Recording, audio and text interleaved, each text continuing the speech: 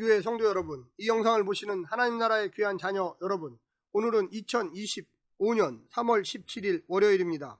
오늘 매일성경 본문에서는 무리 중 한 사람이 유산 상속과 관련해 예수님에게 돌발 질문을 던집니다.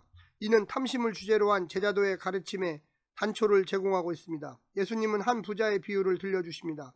아무리 많은 재물을 쌓아도 그것이 생명을 책임질 수는 없습니다. 제자는 땅의 것이 아닌 하나님으로 부유해야 합니다. 그런 삶이 바로 염려하지 않는 삶입니다. 하나님의 온전한 돌봄 아래 염려하지 않고 하나님의 나라를 사는 자들이 제자들입니다. 오늘 본문을 나누어 보겠습니다. 누가복음 12장 13절부터 21절 한 부자의 비유, 탐심을 물리치라, 하나님께 가난한 사람, 22절부터 34절 하나님 나라를 살다, 염려하지 말라, 그의 나라를 구하라. 오늘 본문 누가복음 12장 13절부터 34절 말씀을 듣고 다시 오겠습니다.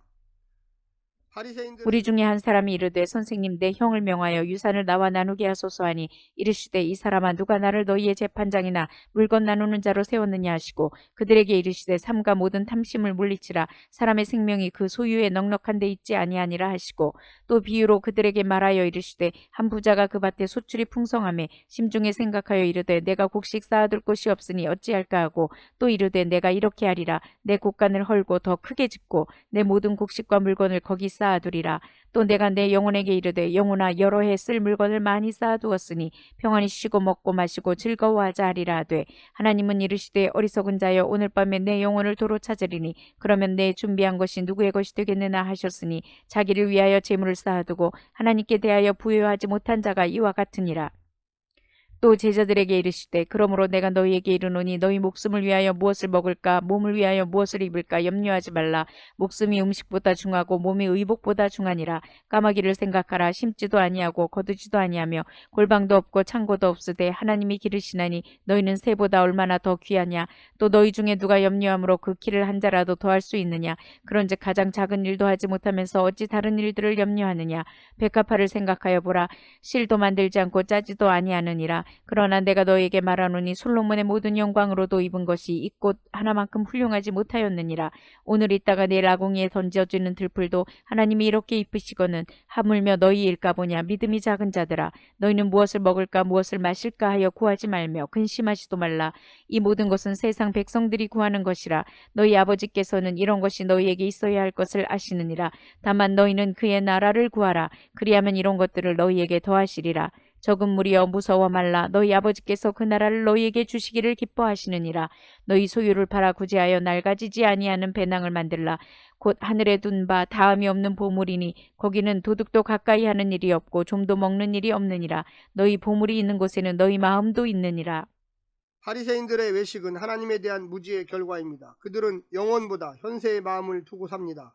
제자들은 하나님의 온전한 돌보심함에 들어온 자들입니다. 제자의 삶의 도드라진 특징은 염려하지 않는 것입니다. 염려라는 주제가 본문에서 확장되면서 제자도를 강화합니다. 염려는 탐심에서 비롯되고 탐심은 스스로 생명을 책임지려는 교만에서 비롯됩니다. 제자는 하나님으로부터 부유한 자입니다.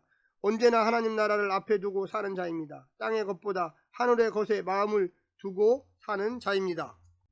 오늘 본문을 세 부분으로 나누어 자세히 설명드리겠습니다. 첫 번째, 물리쳐야 할 탐심. 유산 문제를 해결해 달라는 요청에 주님은 중재자 되기를 거부하며 탐과 탐심을 버리라고 책망하십니다. 탐심의 근저에는 존재적 불안이 있습니다. 주님은 생명이 소유에 있지 않음을 지적하시며 탐심에 이끌려 사는 사람의 어리석음을 비유로 보여주십니다. 비유 속 부자는 소유에 집착하여 거듭 자기 소유라고 주장하지만 하나님이 그 영혼을 데려가시자 아무것도 그의 것이 되지 못합니다. 생명은 소유가 아니라 하나님과의 관계에 있습니다. 진실하고 깊은 관계가 미래를 위한 확실한 준비입니다.